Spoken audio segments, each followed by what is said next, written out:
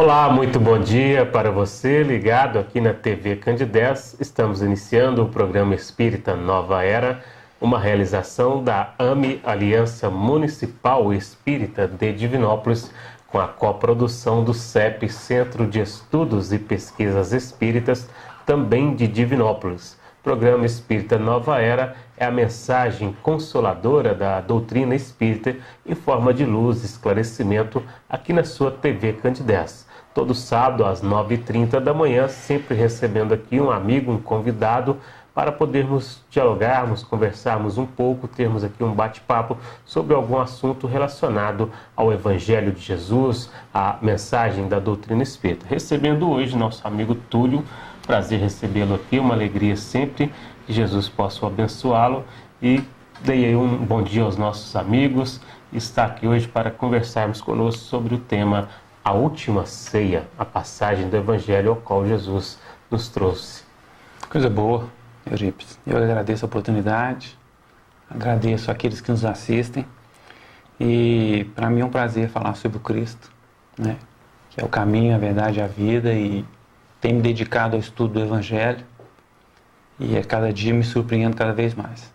Muito bem. O Túlio é um amigo aqui no Movimento Espírita de Divinópolis, palestrante, companheiro de doutrina, está conosco aqui hoje para trazer aqui o esclarecimento à luz da doutrina espírita sobre esta passagem do Evangelho ao qual Jesus teve esse momento considerado como a última ceia, esse último momento ali com Jesus e os apóstolos, para, vamos dizer assim, como o último instante que eles tiveram de oportunidades de ouvir Jesus ali, trazendo o seu Evangelho. Túlio, como podemos interpretar ou analisar do ponto de vista da doutrina espírita o momento da última ceia? Eurípides, é importante a gente buscar no Evangelho, né, que está assim recheado de simbologias. A gente percebe que o Cristo, né, representa o noivo de um casamento. Um casamento onde o povo, né, deve se voltar para o Pai. E o Cristo afirma no Evangelho, por muitas vezes, em que ele está vivendo um momento de festa, um momento de alegria. Sim. E isso às vezes representado, né, quase sempre com alimento, com bebida. Então ele inicia os seus trabalhos, né, que é a boda de Canaã, numa festa. Sim. E a última ceia, ele quer deixar também esse símbolo, né, essa mensagem, de quer encerrar os seus trabalhos também com uma comemoração, né, festejando esse casamento, né, esse retorno do filho para o pai. Porque o pai está sempre chorando, né, e clamando, conforme o profeta Eusébio, né, essa falta do filho, né, que ele se sente traído, porque o filho ama as coisas mundanas, né, ama os prazeres da terra e tem esquecido o pai. Então o Cristo faz assim, ele inicia na festa, que é a boda de Canaã, e quer encerrar os seus ensinamentos, o seu trabalho com os discípulos também com uma ceia. Sim. E no capítulo 25 do livro Boa Nova, né, ele reitera, né, ele diz o seguinte: desejo nessa ceia, né, reiterar, né, a minha recomendação de amor pela humanidade. Então é principalmente essa a ideia de reiterar o seu amor, recomendar o seu amor, coisa que ele fez desde o início de suas pregações. Sim. Na verdade, ali ele queria nos mostrar que aos discípulos, principalmente naquele momento, e para nós, ao entendimento do Evangelho, que a sua doutrina não pode ser assimilada unicamente na letra, né? Mas que deve ser estudada e compreendida em espírito e em verdade. Essa aí já é uma simbologia mais voltada para o pão, né? Sim. E o vinho, né?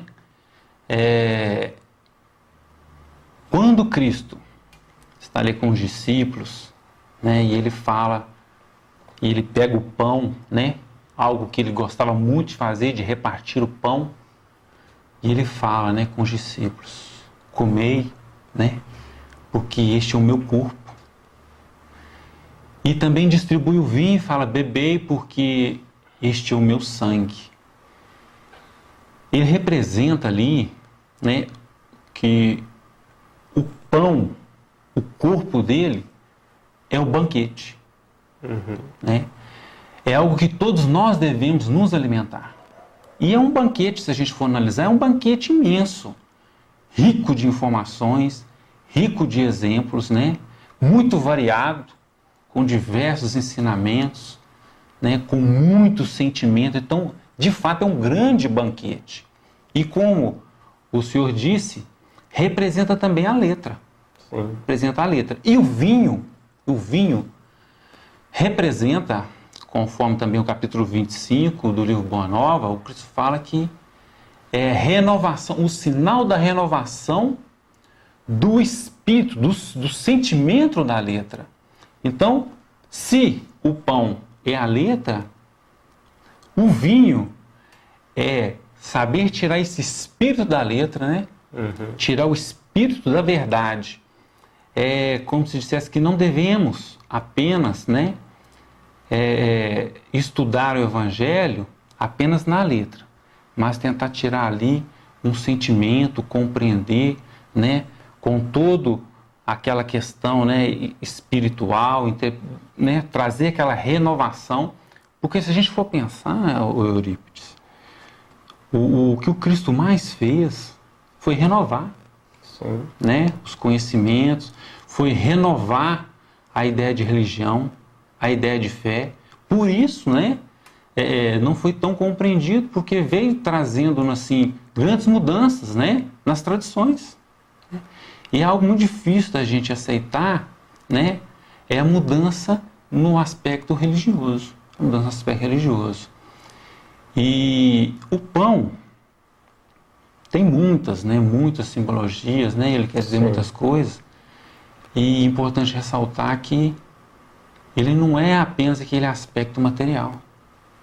Né? O Cristo não quer dizer sobre o alimento do corpo físico, ele quer dizer principalmente do alimento do espírito. Né? Que o Evangelho seria não se preocupar só com as coisas mundanas. Né? Que o Evangelho é algo que devemos nos alimentar, que o Evangelho é algo que deve estar dentro de nós, né? Literalmente se alimentar daquilo, para que possamos estar, né, em comunhão com Cristo, em espírito e verdade. Né?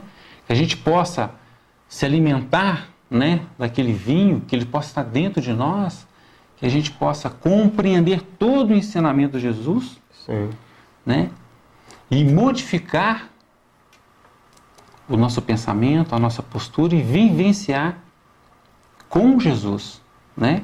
Estar próximo de Jesus, estar com Jesus realmente dentro de nós. Quando ele coloca que eu sou o caminho, a verdade e vida, igual você bem expressou na sua fala no início, e dando essa simbologia com relação ao pão, à última ceia, esse último momento ali dessa interpretação do Evangelho, justamente para que a gente tenha assim, esse entendimento de comer do pão, como ele coloca, da minha doutrina, do meu Evangelho, quando ele coloca que eu sou esse caminho, ou seja, só fazendo essa reformulação de conceitos, de atitudes, é que nós realmente vamos conseguir vivenciar um pouco do que o Cristo colocou, não é mesmo? O Eurípides, o Cristo, ele, além de estar ensinando a teoria, né, ele sempre dá o exemplo, né? E por isso fica fácil de enxergar ele como o caminho, a verdade e a vida. Porque ele pega ali 12 discípulos, que também como nós tinham seus problemas, tinham suas dificuldades, né? Ele poderia escolher entre muitos, alguns muito evoluídos, alguns muito inteligentes e até mais perfeitos, mas ele preferiu pegar aqueles que também tinham dificuldade como nós, para que nós possamos nos identificar, né? E se os discípulos que tinham também as suas deficiências, os seus problemas, né, conseguiam entender, compreender, aprender através do ensinamento do Cristo, do seu exemplo, nós também podemos. Nós também podemos. Então, qual foi assim, o objetivo maior desse encontro, ou seja, desse momento ali da última ceia, dessa passagem de Jesus? Quando a gente lê Lucas, o capítulo 22, que fala sobre a ceia, a primeira ideia que vem à nossa mente é despedida. Sim. Né?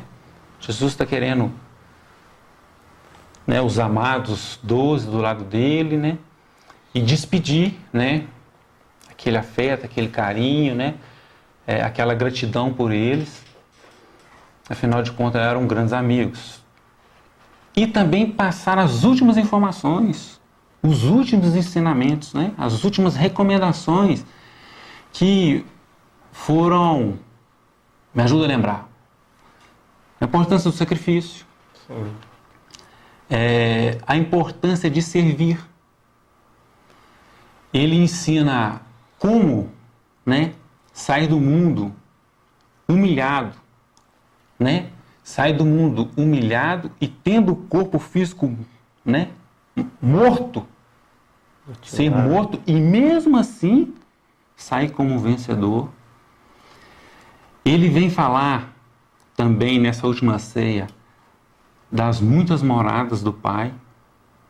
Ele vem falando, olha, não precisa ficar com medo, não precisam se assustar com o que vai acontecer comigo, com o sacrifício que vocês precisam fazer, porque na casa do meu Pai há muitas moradas, dizendo aí que o universo é imenso, que há muitos mundos, há muito o que conhecer, há muito o que aprender e que todos seriam recompensados, né, que não precisariam temer.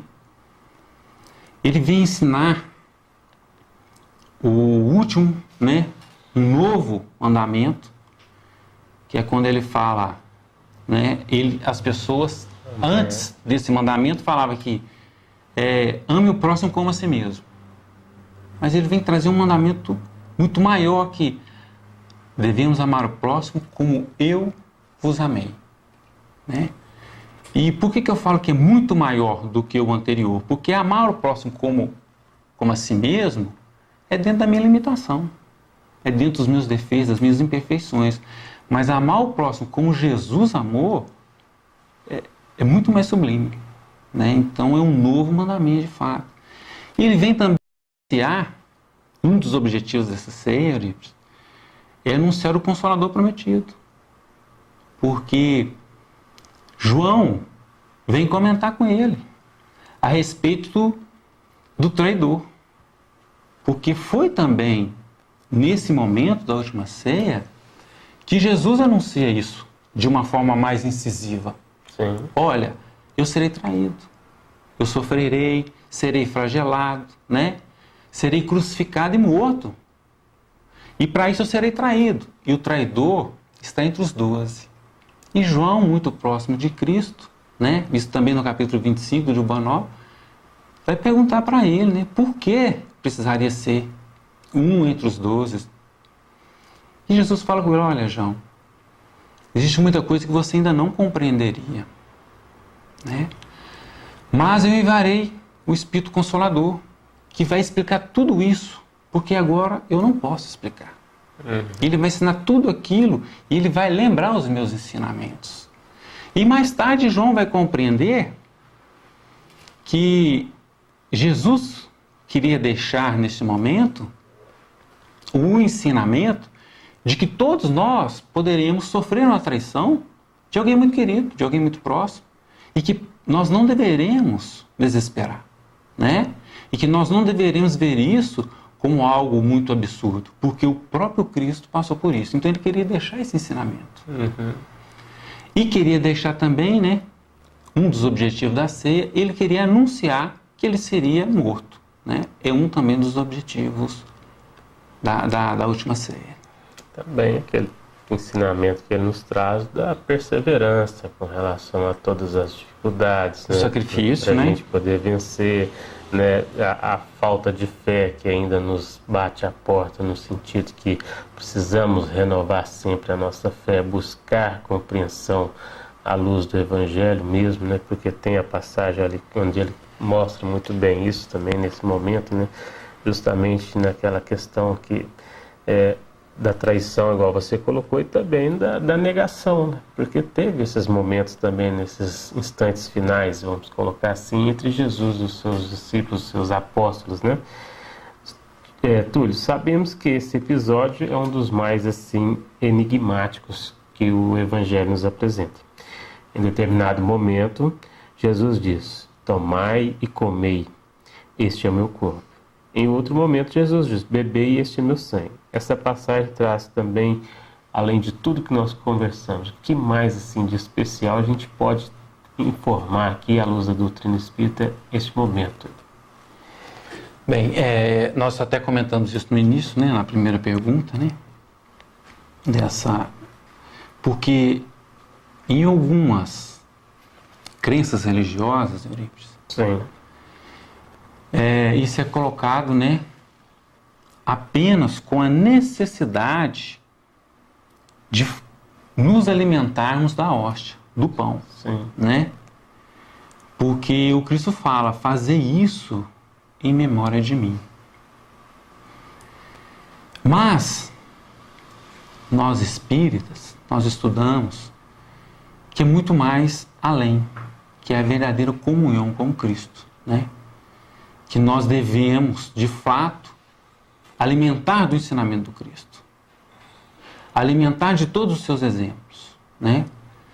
Porque o seu vinho também representa todo o ensinamento, porque ele deu sangue para ensinar, né? Ele se sacrificou muito para trazer todo aquele ensinamento.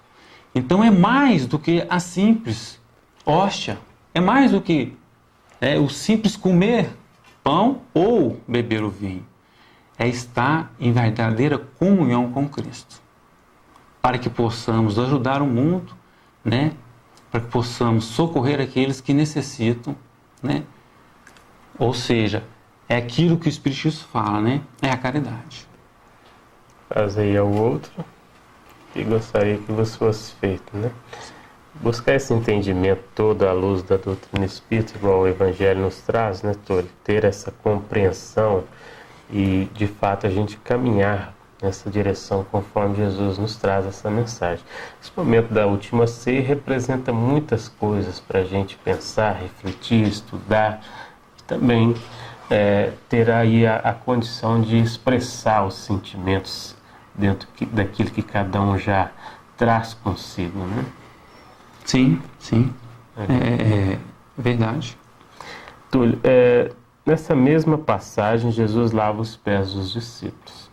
Recorda bem esse momento. E qual recado podemos extrair deste ensinamento? Primeiro eu gostaria de dizer de como que isso se deu, né? Uhum. Jesus, depois de anunciar ali que seria traído, que seria morto, os discípulos, na sua grande maioria, né, exceto João, que estava conversando com Cristo em particular, e Judas Iscariotes, que estava extremamente preocupado com o que ele já havia combinado com os senhores da lei, os outros estavam debatendo ali como que seria após a morte do Cristo, né?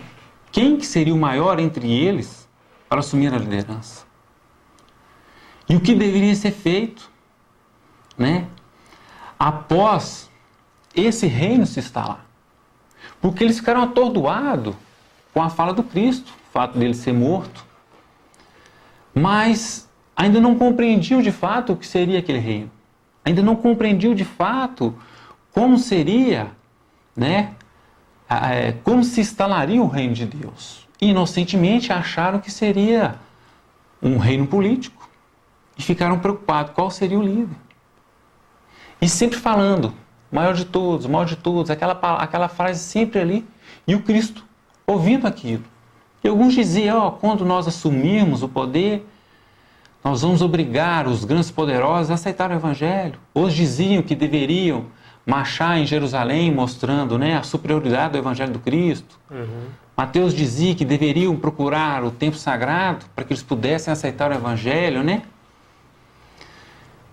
E o Cristo, vendo aquilo, aproximou-se deles, levantou, despiu, tirou a sua túnica, amarrou uma toalha em volta do tronco, como os escravos da época faziam, os escravos mais íntimos dos senhores, buscou uma água e começou, ajoelhou-se e lavou os pés de todos os discípulos,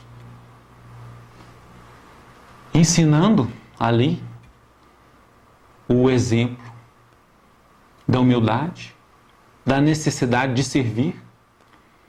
E ele arrematou dizendo que no meu reino, o maior de todos é o que mais serve. Se querem ser grandes no meu reino, deve servir. E vocês, me chamam de mestre e senhor. E faz bem, porque eu sou mestre e senhor, diz Jesus. Sim. E se eu, sendo mestre e senhor, lavo os pés de vocês, vocês também devem fazer assim. Devem lavar os pés uns dos outros. Porque só assim o reino do céu será instalado. Então Jesus vem dar um grande exemplo de humildade. Importante também ressaltar, Eurípides, que ele se faz de escravo. Em uma época, né, que o Evangelho fala que era o primeiro dia da Páscoa, a última ceia. E o que a Páscoa representa? A Páscoa representa, né, a libertação dos hebreus como escravo do povo do Egito, dos egípcios, né, do faraó. Então a Páscoa era a comemoração da libertação dos hebreus. Então as pessoas estavam o quê? Comemorando que estavam deixando de ser escravos. Aqui a gente vai ver novamente, Eurípides, a renovação da ideia do Cristo. Enquanto as pessoas estão comemorando o fato de não serem mais escravos, Jesus estava se fazendo de escravo. Né? Se vestindo como escravo e lavando os pés como escravo. As pessoas, seguindo a orientação de Moisés, que Moisés pediu que matasse um cordeiro e marcasse as portas da casa com o sangue, né? Para que o espírito da morte, o anjo da morte, não matasse os parentes mais próximos, né? E assim foi feito, matando apenas os primogênitos dos faraós, dos egípcios. Então, no templo de Jerusalém, os israelitas faziam assim, matavam os cordeiros, né? Colhia o sangue e julgava aos pés do altar. E Jesus vem demonstrar e renovar novamente, dizendo que ele era o cordeiro, porque ele se deixa sacrificar, né? Então ele fala, comei este pão porque ele é minha carne, fazendo uma analogia ao que as pessoas faziam no tempo sagrado, porque as pessoas matavam o cordeiro e comiam a carne do cordeiro e lançavam o sangue no altar. E ele fala, bebei esse vinho porque ele é meu sangue. Então, lance o sangue no altar do coração, porque o verdadeiro altar está dentro de cada um de nós. Né? Então, o Cristo, ele vem sempre renovando essa ideia, se fazendo de escravo, né? Quando as pessoas buscavam o cordeiro fora, ele se fazia o cordeiro. Então é muito significativa essa passagem dele se fazer de escravo e servir no próximo. Jesus, para o mundo dos poderes mundanos, saiu na condição de derrotado. Mas, para Deus, a vitória sobre tudo. Qual paralelo, assim, podemos fazer nas experiências nossas individuais? Jesus, ele tem a preocupação, né, de sair do mundo como vencedor, mas de uma forma, né, distinta, novamente renovando as ideias. Porque antes de Jesus, os grandes vencedores eram guerreiros, era o exército, eram os ricos, os poderosos, os reis, era a fortuna. E Jesus sai como vencedor de uma forma humilhada, tendo o corpo físico morto, né? E mostrando uma nova forma de vencer. Por amor a Deus, ao cumprimento do Evangelho de Deus. Então ele vem dizer o seguinte, esse pão é o meu corpo, eu estou despedaçando para que as pessoas se alimentem do meu exemplo. Esse vinho é o meu sangue, eu estou sangrando para que as pessoas se alimentem do meu ensinamento. Então ele faz essa analogia, É preciso que nós sacrifiquemos a nossa vida, que a gente abre mão das nossas vontades por amor ao próximo. Então, novamente, a simbologia do pão, como você havia dito antes, ela é muito rica, né? Jesus está nos mostrando, nos ensinando que devemos nos sacrificar, né? Que devemos fazer a caridade, que devemos abrir mão do nosso conforto por amor ao próximo. Sim, muito bem, Túlio. Nós agradecemos, o nosso tempo se esgotou. Agradecemos imensamente pela sua contribuição aqui com o nosso programa. Que Jesus o abençoe para que você possa estar sempre conosco aqui, tendo a oportunidade de poder trazer a mensagem. Eu que agradeço por essa oportunidade. Então, que Jesus o abençoe. Nós também agradecemos a você, amigo telespectador, pelo carinho da sua audiência. O programa Espírita Nova Era, todo sábado aqui pela TV Candidez, sempre às 9h30. Um bom dia para você e até o próximo programa.